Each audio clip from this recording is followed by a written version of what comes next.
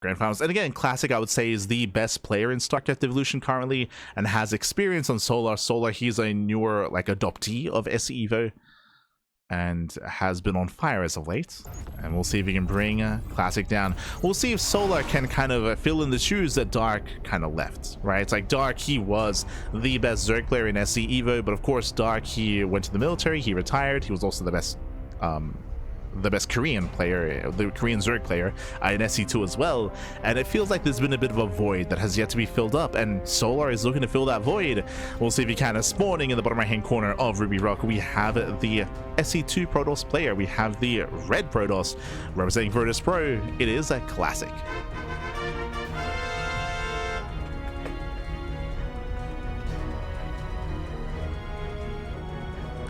And spawning in the top left-hand corner, we have the Brood War Zerg player. We have the blue Zerg representing Team Falcons. It is Solar. Here we go. It's so hard to translate Korean casual and slang, for sure, for sure. It's Google Translate can only go so far. Can only go so far. He said a pian? Oh no.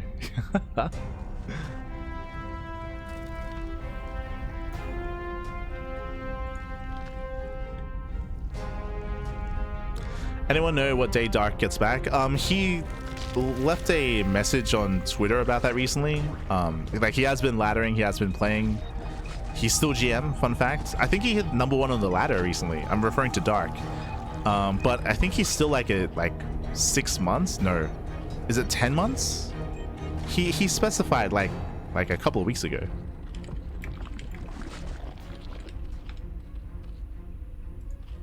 Hold on. Because I think he was counting down to when his military service would finish. Yeah, 10 months. There we go. So for those that are unaware, Dark, he said, hello everyone, long time no see. I'm here with news that I only have around 10 months left on my military service. 10 months will fly by. I really look forward to meeting you all again soon. So, do recommend checking it out. But Dark did leave a message recently about that. I'll leave it in the YouTube and Twitch chat. So I just noticed the Santa hats. Yes, yes. Happy holidays. Merry Christmas. We have the Santa hats. Ah, beautiful. For now, though, it was hatch first. It was a hatch gas pool into a faster macro hatch and a third base. Very quickly touching on what we're seeing here, this is relatively standard. The reasoning for this is because in Brood War, you have no queens, or queen is a very different unit. You have no injections, right? You have no injections. So getting to a higher hatchery count earlier is normal to keep up with the production of your opponent. So macro hatcheries are standard, and faster bases are more standard here as well. Meanwhile, you see the Hydroden. The Hydroden is hatch tech. In Brood War, it is hatch tech, not lair tech, so you can rush into Hydras early. You can see that Solar is skipping link speed. So he skips link speed, rushing into 2-base Hydra instead. Now, the reasoning why Hydra's a hatch tech is because there's no roach warrant. Remember, there's no roaches, so because of that, the Hydra in Brood War has to fill the role of the roach and of the Hydra in SE2. As a result, I would say that the Brood War Hydra is weaker, but it's also like more massable and cheaper as well.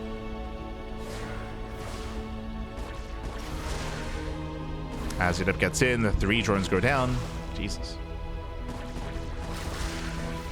Getting 3, 4 drone kills. Very nice start for Classic, by the way. 4 drones, 1 adept. That is crazy damage. So nice start for Classic. Classic behind this, going into a blink-based opener. Interesting, going into 4-gate blink.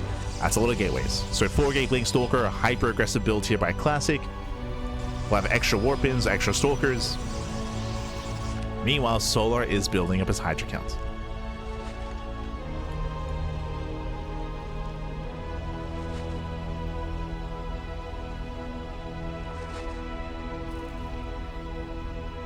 Solar, he's moving out. Behind this, we'll see if Solar is droning. He's making 1 worker, but this is very committed here on 2 bases. Basically a 2-base all-in out of Solar. Yeah, he's not droning. Yeah, you can see here more Hydras, more Hydras. So 2-base all-in, Solar, he's rushing across the map. He's looking to end the game. But remember, Classy is going for his own aggressive build with his own Mass Stalker. Link is almost done. Shield batteries in position, already picking off one Hydra. Gets one so far, but there are more Hydras that came from. Again, Solar is completely all in, but he'll lose another Hydra. That's 2 Hydras going down. Losing up to 3. Losing 3, 4 Hydra kills, gets 1 Stalker. Gets 1, picks up the Cyber Core. Very nice. Cyber Core gets picked up. It's being rebuilt as we speak. Oh, gets another Stalker. So far, 2 Stalkers to 7 Hydras. 8 Hydras going down. As we mentioned before, again, like the Hydras, they are weaker here in Brood War, but they're cheaper. So we have Mass Hydra trying to break through. Oof, that's a lot of Hydras getting picked off. And Classic, it feels like he's holding here. Cyber Core has been rebuilt. Immortals are on the way. Oh, Classic is supply blocked. Uh-oh. Yeah, massive supply block. Classic, not like this. He's now finishing up those pylons. You have to build it. You have to throw down 4 pylons. Slows down his production. Stalkers are getting picked off. And Solar, over time, will he slowly break his opponent? He might be able to. Yeah, so many Stalkers are going down. It's too much. It's too much. Too many losses. Solar's doing it. Classic is getting desperate. The Void's being pulled. Desperation here at the Classic. Initially, the defense was fine, but the supply block did slow him down, losing the Cyber Core as well, and Solar, he overwhelms. He overwhelms, takes out the Immortal, the Stalkers, the boys. GG gets not like this. Crying face emoji. GG gets called, and Solar, he will overwhelm. He will take game number 1. GG. Whew. GG, well played. Solar takes the lead in the series. Again, Classic, the supply block was brutal, but not just that. Classic also losing that Cyber Core was less than ideal, so he was stuck, making slow lots here to warp in. Again, there was a period in time where he couldn't make anything. GG. GG, well played. With that, Solar takes a lead. And now we're getting into game 2. Now, as a reminder, it's loser's pick. What does that mean? The loser will pick, do we play SE2 or Brood War? So it's up to Classic. It is up to Classic. And what is he going to go for? Oh, okay. Classic switching things up and going into Brood War Protoss. Okay. So we have a role reversal. Loading into game 2.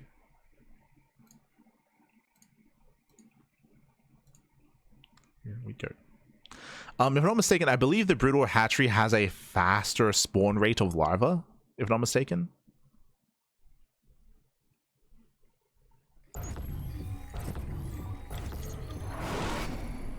But I do recommend checking out the wiki. There is an SC Evo wiki that does have all the details as to the buildings, as to the units. But here we go, spawning in the top right hand corner of Celestial Enclave. We have the red Protoss player, the red Protoss himself, now the Brood War Protoss, down in the series. We'll see if he can bounce back. Representing Virtus Pro, it is a Classic. And spawning in the bottom left hand corner, we have his opponent. We have the blue Zerg player, the SC2 Zerg representing Team Falcons. It is Solar. Here we go. That's their fancy candles. Ah, they're so fancy. Very neat. Why would Dragoon be better than the Stalker? The Dragoon is different from the Stalker. The Dragoon has more range, and is also tankier as well. We're going for the Cannon Rush. He's crazy. Let's go. We're going for the Forge. We're going for the Cannon Rush. Este Classic. Okay. Vámonos, the probe is going to be coming in. Solar, he does have the Overlord in position to scout. The Overlord is in position. Pylons are being thrown down. And Solar, he does pull the boys. Boys are being pulled. Classic is setting up. And he does fully wall. He fully walls off this area. Cannons are going to be getting up and running. Against Solar, he barely pulled any boys. And Solar, does he cancel to try to hold on to this position? Here come the cannons. Cannons are on the way. Yeah, there it is. There's a cancellation. Solar stuck on one base. And taking the pocket expansion instead. Okay, so behind this, we just macro. We just transition. Classic is going for his Forge into Gateway into Nexus. He has successfully denied the natural base, and now Soul's production and economy is stifled. It is going to be heavily stifled here. So nice start at a Classic. He got what he wanted, and what did it cost him? It cost him 1 pylon, 1 cannon, and a bunch of cancellations. 75 minerals. 75 minerals. That's all he lost, alongside the pylon and cannon. From here, now he's building up a faster Nexus here for Classic. Meanwhile, a big shout out to Dark Searcher in the chat. Gah, baby, gah. That's the Dark Searcher. Thank you so much. Thank you for subscribing with Twitch Prime for 2 months. For 2 months. Thank you so much for the support. We do appreciate it. Hope you enjoy the content. Hope you enjoy the casting. Hope you enjoy the StarCraft. The StarCraft Evo, even. Thank you. Thank you so much.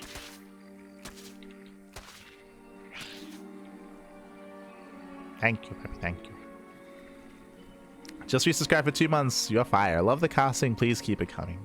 Always, Pappy, always. We have been taking a little bit easy recently. Like, typically, we cast like every day and often twice a day every day. But here in December, we've been taking it easy. 1 cast a day sort of thing. We still cast on a daily basis, but we've been just slowing things down a little bit. Enjoying the holidays. Ooh, 2 base lair. Hello, Solar. 2 gases are being taken. Link speed is still being researched, but this does feel like one of 2 things. Either we're going into 2 base meta, or technically we could try to all in here by going into a Nidus Worm. Overlord is pulling back. We're being very intentional with this Overlord. Show us what you got. We do have a 3rd queen on the way. He's taking a 3rd gas. The 3rd gas geyser is indicative of a higher tech army. So we're going for the Spire. Drone is in position. Show us what you got. Oh, not 2 base Muta, 2 base Hydra. Okay. Okay. You have my attention. We're going into 2 base Hydra here. We'll see if this leads into an all-in. This is very tech heavy. Very tech heavy. Now, unlike Mutas, this has no harassment potential, so there's no potential for harass, but we could try to go for a big frontal push. Meanwhile, Stargate open out a Classic, hunting down the Overlords. With said Scout. Classic setting up for his 3rd. And he's going for the Nidus. Oh, okay. So it is going to be a Nidus all-in, but a Hydra-based Nidus all-in. This is often not seen. Often we see Link Queen all-in instead, just because you need less gas for it. There's no Overlord. Sorry, there's an Overseer here on the right-hand side. Hopefully, Solar can keep it alive. Remember, there are Scouts hunting down Vision, hunting down Overlords. Scouts are looking for the Overseer. So far, it's hidden. Going for the pocket base. Pylons, they scout the Overseer. Scouts are across the map. And here comes the Nidus. Uh-oh. Yeah, here comes the Nidus Worm. Solar, he's going for the all-in. And meanwhile, Classic, he's not quite in position. He doesn't really have much of an army here. There's only 1 gate? Yeah, wow. He's rushing into the Fleet Beacon. No shot. He's being too greedy. Being far too greedy. He's going for the Fleet Beacon. Only 1 gateway. Barely an army to work with. And the all-in is going to work. Solar diving into the main. He's pushing further in. And Classic, he was going double Stargate. He was going double Stargate carrier rush. Ay, ay, ay. Too much greed out of Classic. The Hydras, they shut him down. Solar had no idea, by the way. Like, Solar didn't scout the 2nd Stargate or the Fleet Beacon. He had no idea what was going on. Just went for the all-in, was hoping that Classic would be cutting corners. And GG gets called. Solar, he pops up in the main base, and Solar takes a 2-0 lead. Whew. GG. GG, well played. Non-stop all-ins here by Solar. Game 1, I will say that Game 1 was very close. Game 1 was a really close, really clutch, and again, the supply blocks were hurting, the denial of the Cybercore was hurting. But here in Game 2, it was Classic having a good start and being too greedy. Being a little bit too greedy. I mean, I say too greedy, he was intentionally hunting the Overlords, but he missed the Overseer, right? Like, if he had seen the Overseer, he probably defends, or there's a higher chance he would defend. There's a higher chance that he would hold on and secure his bases and actually get away with his Sky Toss, with his carrier production. But he missed the Overseer. The Scouts were looking. He missed it. Did miss it in the end. And with that, GG, well played. Solar, he's up 2-0. And what kind of all-in will we see for game 3? Because again, Solar, he's all-in every game so far. And there's a high chance he's going to all-in again. A high chance back. Let's go. As game 3 is going to be on Mothership.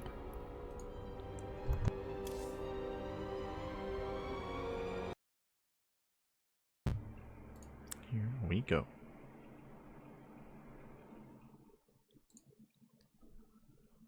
We're loading him into Mothership here for the third and potentially final game. I'm hoping for a back and forth. I'm hoping for a little bit more here, but the pressure is on. And spawning in the top right-hand corner of Mothership, we have the Brood War Protoss player. We have the South Korean Protoss representing Virtus Pro. Down in the series, can he bounce back? It is a classic. And spawning in the top left-hand corner. Top left-hand corner, we have the South Korean Zerg player. We have the Blue Zerg representing Team Falcons. It is Solar. See, chat, just wondering, did you change your audio settings? It sounds like you're clipping or using a voice limiter that's pushed too high. Oh, I do apologize.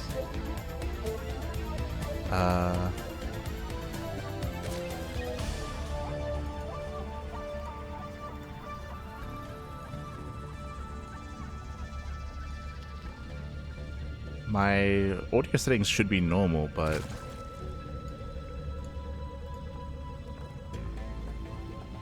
we'll get into it.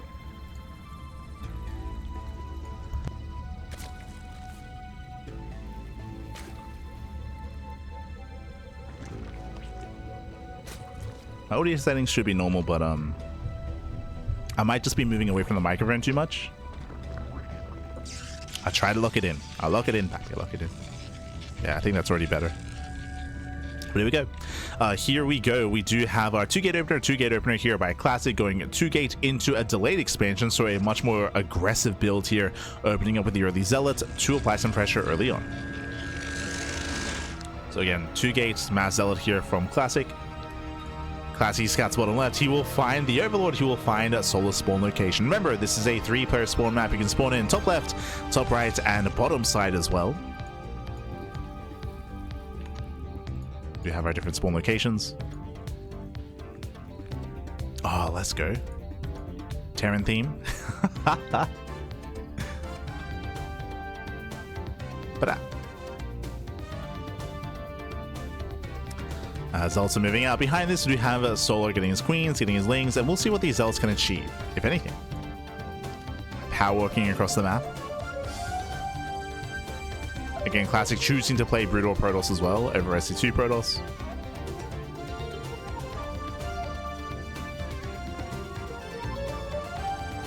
Oh, he's got his like suspenders. Let's go.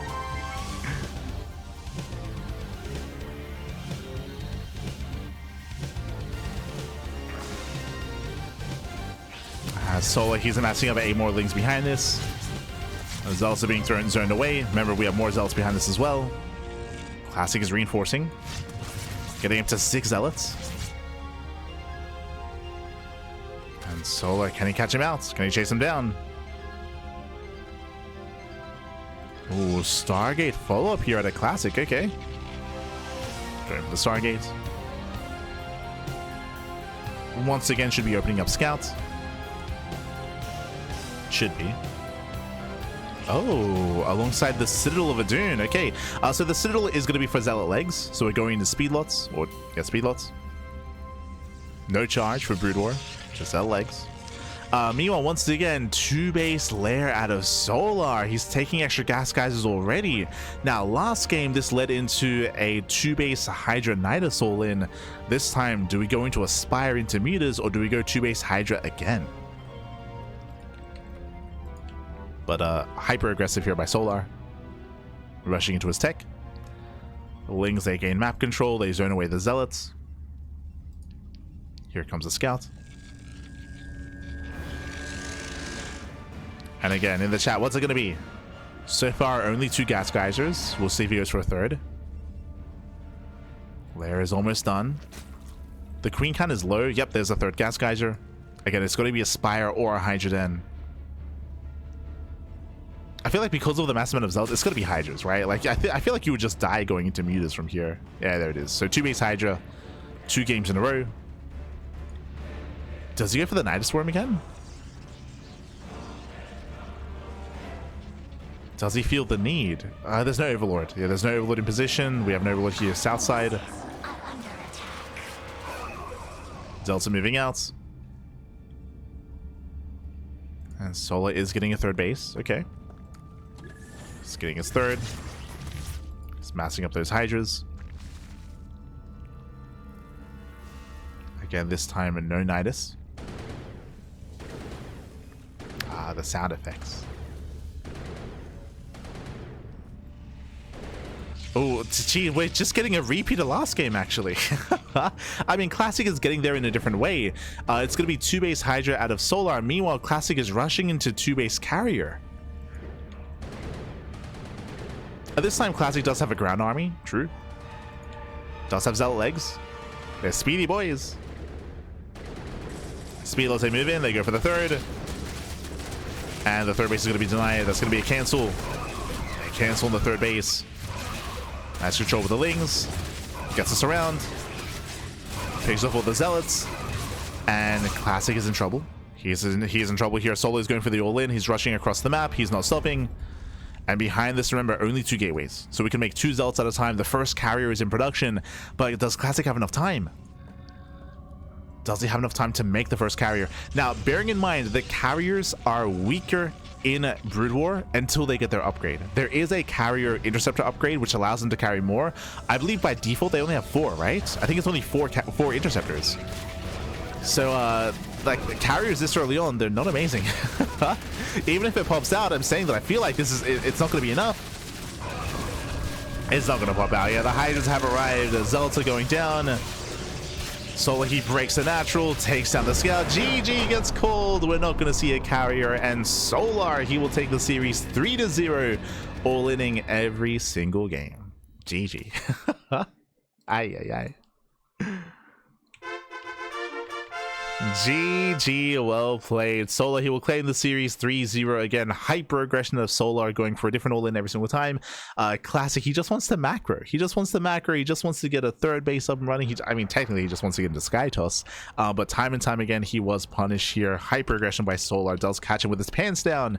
And as I was saying, even if Classic was able to successfully get 1 or even 2 Carriers, that still wouldn't be enough. Again, like, the interceptor count is very low for these Carriers without the upgrade. I'm pretty sure it's only 4 interceptors, so that can be very easily dealt with by Hydras, especially with a low amount of Carriers. So even then, it wouldn't have been enough. It just comes down to Classic blindly going for 2 base Carrier when Solar was blindly unscouted going to 2 base Hydra. And to be fair, neither player scouted each other. Like, neither player knew like the tech direction of each other. It's just almost a hard counter by Solar. He was just going for a 2 base all in, whereas Classic was blindly going into 2 base Carrier. GG. GG, well played. With that, so congratulations to Solar, as it does claim the series, and he's going to be this week's StarCraft Evolution League champion. Congratulations. My condolences to Classic. Classic, he was favored to win this tournament. He gets shut down by Solar, but I still favor Classic. Again, Solar being hyper aggressive, cheesing every game. I would imagine that the next time they play, Classic would be safer in his approach. I would imagine that the meta will kind of shape and evolve between the two of them, and then Classic would be a little bit more safe and defensive with his approach to Solar. Again, with Solar just be doing nothing but all-ins, like, I feel like we should be seeing that adaptation over time. Oh my god. Meanwhile, oh, but thank you so much to Pesevenga in the chat. God, thank you so much for the gifted subs. Oh my god, thank you so much for the support. We do appreciate it, for the 5 gifted subs to the community, and also for the raid from Cian. Cian. Fala galera, papi, fala galera. Hope you had a great stream. Hope you had a great cast. For those who don't know, Cian, or Cyan, he is a Brazilian caster. He does cast over in Brazilian, in Portuguese. So thank you so much for the raid. We just finished. We just wrapped up, but we appreciate the raid nonetheless. Thank you. Thank you. Oh, just catching up. 1.2 base layer. Yeah, true. Yeah. But thank you so much. Thank you so much. Just catching up. Greetings, Commander. Greetings, Pappy. Greetings. Bienvenidos, bienvenidos. Bom dia, bom dia. But again, we did just wrap up the grand finals of SC Evo. Thank you so much. Thank you so much. And also, I did notice that Ragnar did redeem a replay in the chat as well. So I would ask you, Ragnar, to send us the replay via Discord or via email. So I would appreciate the replay. We'll be covering it at a later date, though. I would love to get some breakfast. It's 3 p.m. here. We're just wrapping up. Ideally, we do try to bank up some replays to have a replay cast. But otherwise, we'll be covering it at a later broadcast date, either after Tuning Cup or after the WarTV Monday or after one of the other casts we have coming up towards the end of the year. Speaking of, we can just catch up on our calendar. We can just catch up here. When it comes to our schedule this week, we did have 2 days off. You can see here we have the 23rd and 24th off. That was Tuesday and Wednesday. Happy holidays. Merry Christmas, of course. Merry Christmas. Feliz Navidad. Feliz. As of course we are nearing the end of the year. As you can see here, we just wrapped up with SCL. That was the Saturday morning cast, and tomorrow we're going to be live with the Sparkling Tuning Cup. That is the monthly finals of November. Sorry, I meant to say December. Monthly finals of December.